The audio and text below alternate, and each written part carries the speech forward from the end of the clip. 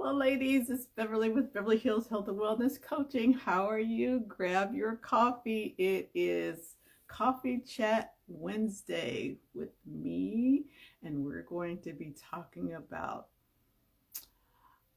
This is Valentine's Day month, so we're going to be talking about matters of the heart, but not pertaining to loving outwardly. We're going to talk about loving inwardly. So grab your coffee. If we haven't met before, I'm Beverly with Beverly Hills Health and Wellness Coaching. So I am the founder of the Body and Lifestyle Academy, and my company is Beverly Hills Health and Wellness Coaching, where I am the CEO and a certified health coach. I help women to break through the stigma of middle age and to live a fabulous, confident, and sexy new vision of themselves in the second half of their life, and to live powerfully, age powerfully, step into those dreams and aspirations and things that you have in your mind that you had forgotten about. It's time to bring them to fruition. So let's have a chat. So I did a post this week, and it was entitled, "Do you know how to love yourself?" And it's so interesting because as I've coached women, and even before coaching women, just in general and having conversations about women, there seems to be a level of low self-esteem, just in general. And I know I've had friends who have said things to me, and I was like, why do you feel that way? Why would you say that about yourself? And I think what I've gleaned from it, these are messaging that have been coming from externally to you and you bought into, or they've actually suppressed who you were when you came into this existence. Because as babies, we're all about love. We exude love. Babies have a tendency to just make your heart melt.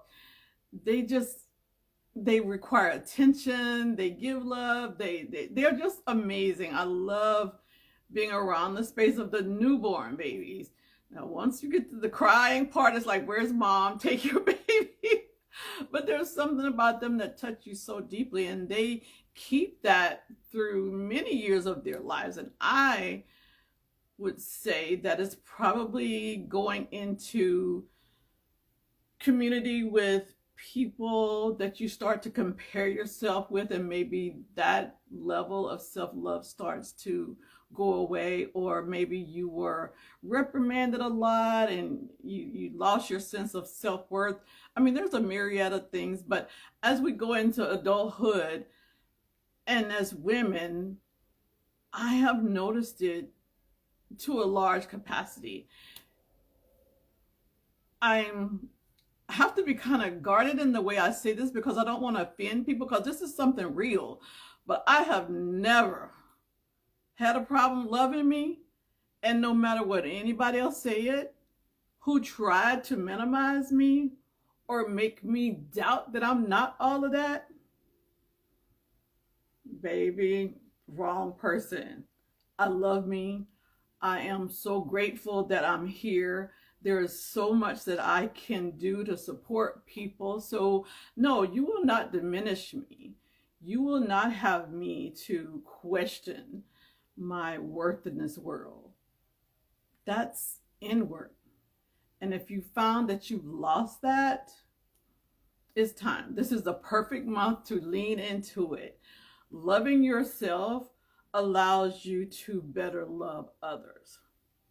So I have a couple of points that I want to make sure I tap into, because I was checking out like the last coffee chat that I had, and I try to keep these, bite-sized pieces, and I think I went on like 20 minutes, so I have to stay on track with, my notes.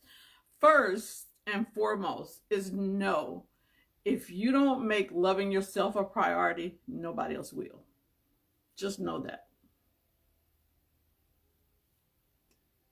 Number 2 is find ways to validate yourself, to bring joy to allow yourself to feel loved.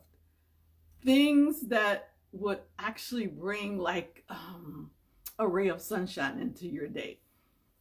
There's this woman, Marie Kondo, I think is her name. I'm not one of these people that fold things up and put them in little boxes and just OCD about that. No, but I have lived in Japan for a while, so I do understand that way of life because they have little places that they live.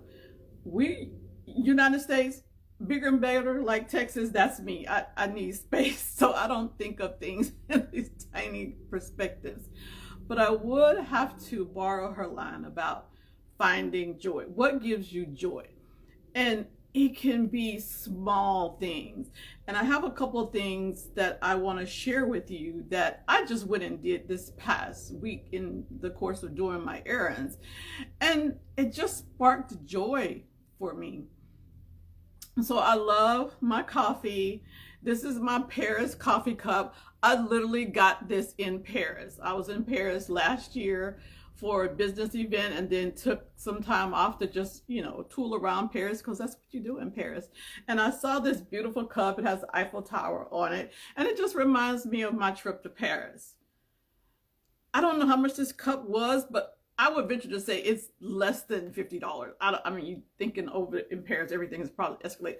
$50 for joy. Like, you will probably look at my videos, and for the past year, I've been using this cup because it sparks so much joy. It means so much to me to have a cup of coffee and think about, being in Paris. I actually had lunch at the Eiffel Tower looking over the city.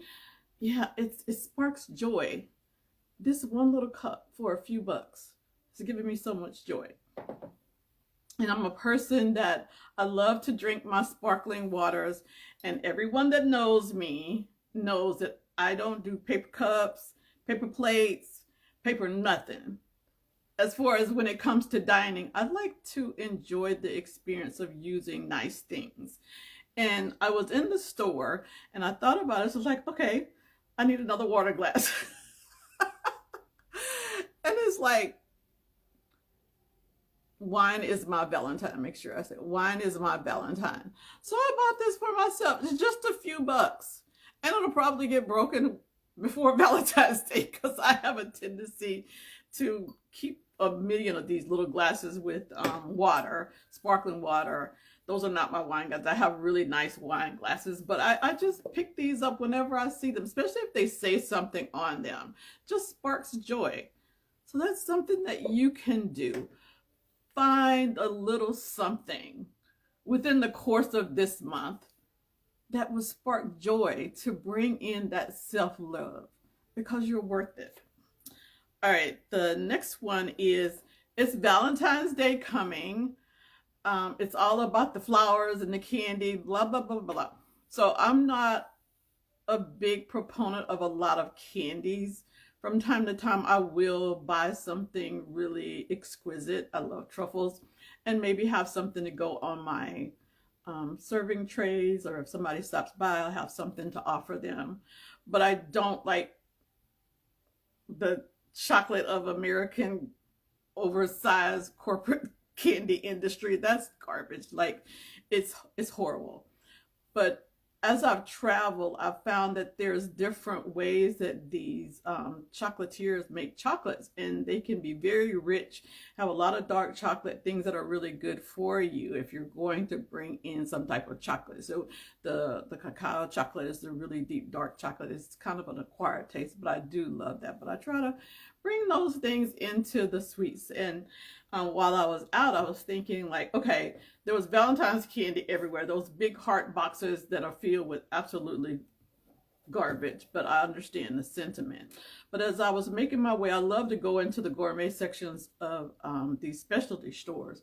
And I actually saw some truffles. So I actually bought this for myself. This is from London, so I know it's a very good quality. And it has the pink Himalayan sea salt, which is good because it has minerals in it. And it's caramel. I'm not a big caramel person, but it's just a small taste of caramel, and they're truffles. And truffles are so rich. Anything that says truffles, try it. So I actually have opened this and tried one or two over the course that I've had them, because I do that for myself because I'm worth it. But I'm going to actually open this so you can see what it looks like. There's like the packaging. It's like so exquisite. It gives me joy. That's so pretty.